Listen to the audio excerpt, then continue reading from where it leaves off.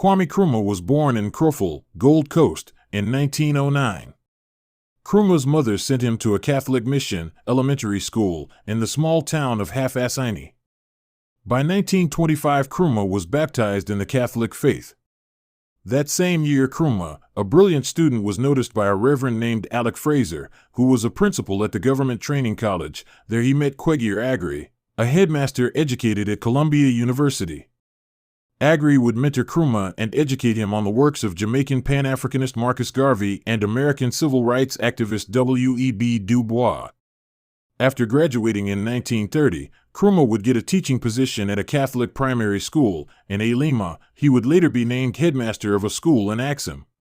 In 1933, while still in Axum, he began to get involved in politics and created the Nzima Literary Society.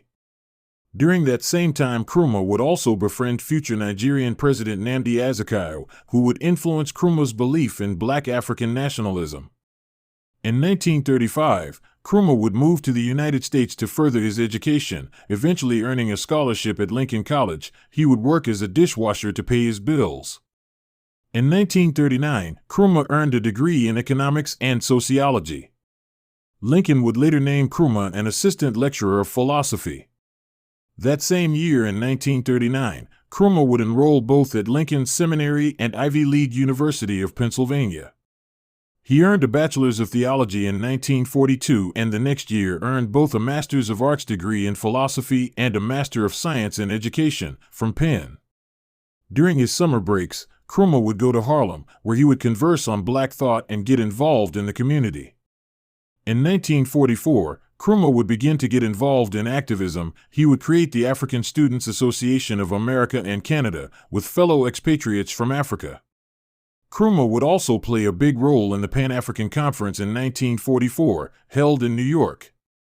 In 1945, Nkrumah would move to London. While there, he spent his time doing political organizing and would help organize the 5th Pan-African Congress that was held in Manchester, United Kingdom.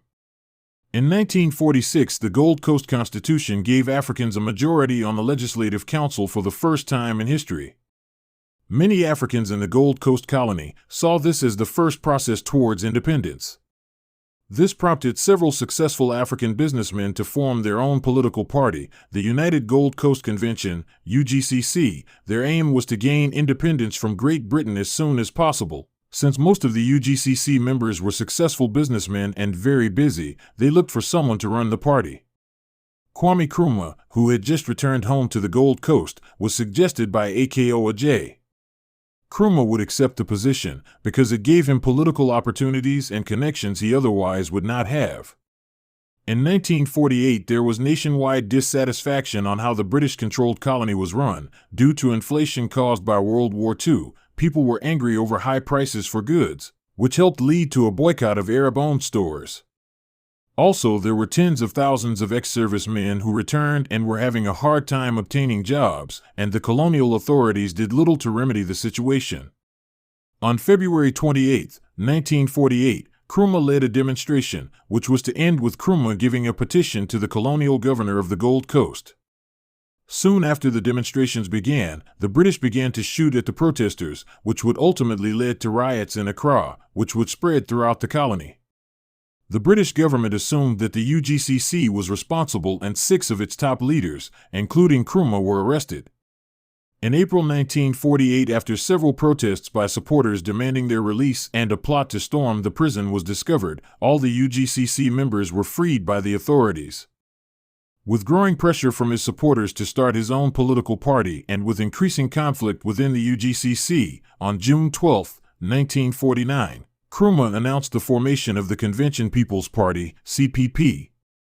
CPP staff members drove all over the country to gain support for Nkrumah, from all walks of life, from poor farmers to successful business people. These campaigns were very successful and contrary to the strategy of his rivals, who focused mainly on the urban intelligentsia.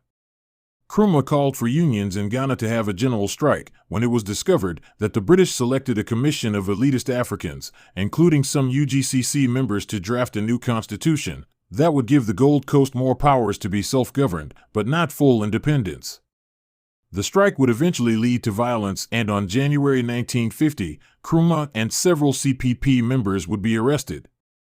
Nkrumah would be sent to prison. In Nkrumah's absence, his assistant, Kwame Beedman, would continue to run the CPP and grow its national appeal. In the universal legislative election, the first universal franchise election to be held in colonial Africa, Nkrumah's CPP party took 34 of the 38 seats available, and Nkrumah was elected by his Accra constituency. Nkrumah would face many issues. When took office, he was a virgin in government politics. He also had to find a way to unite the four major regions that were once four very distinct colonies, and somehow find a way to forge them into a unified country. Before the CPP took complete control of the government, Nkrumah and the British agreed on a joint 5-year plan to improve infrastructure in the nation. Nkrumah's official title was Leader of Government Business in a Cabinet, but when the British governor left the cabinet, Nkrumah became the Prime Minister.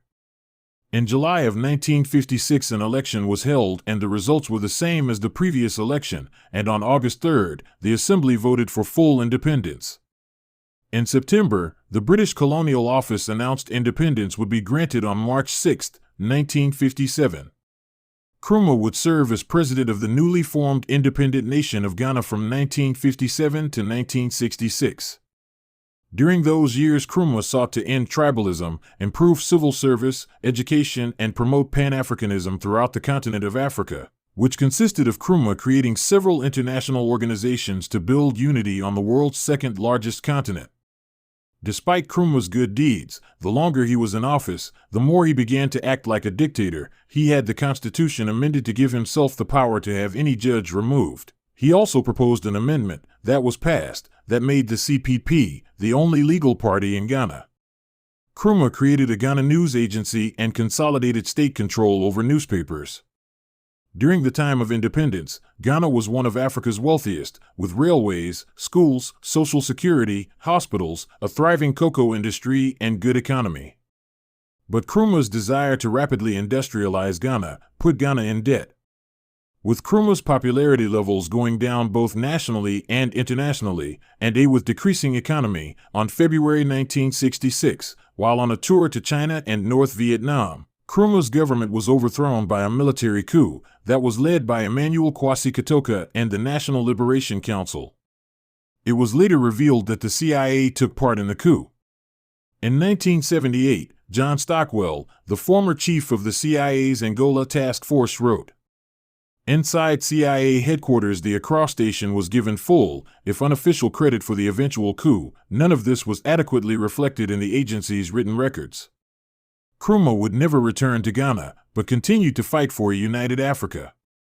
While in exile, he lived in Conakry, Guinea. As a guest of President Ahmed Sékou Touré, he was given the title of Honorary Co-President of Guinea. Even in exile, Nkrumah always feared for his life from Western intelligence agencies. One of Nkrumah's cooks died suddenly and mysteriously, and Nkrumah feared he would be poisoned. In bad health, Nkrumah flew to Bucharest, Romania to receive medical treatment in August 1971. He would die a few months later of prostate cancer in 1972. He was 62. In 2000, BBC listeners voted him Africa's Man of the Millennium. And in 2009, late Ghana President John Atta Mills declared on September 21st, the 100th anniversary of Nkrumah's birth, to be Founders' Day, statutory holiday in Ghana to celebrate the legacy of Kwame Nkrumah.